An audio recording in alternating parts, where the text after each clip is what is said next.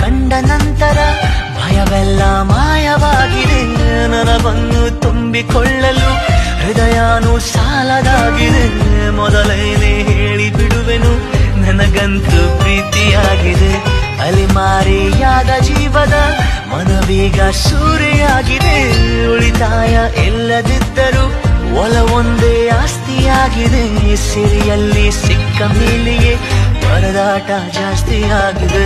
ಮುದ್ದಾಗಿ ನೀನು ನನ್ನ ಕೂಗಿದೆ, ಸದ್ದಿಲ್ಲದೇನೆ ಸುದ್ದಿಯಾಗಿದೆ. ಎಂದೆಲ್ಲ ನಾಳೆ ಏನೋ ಕಾದಿದೆ.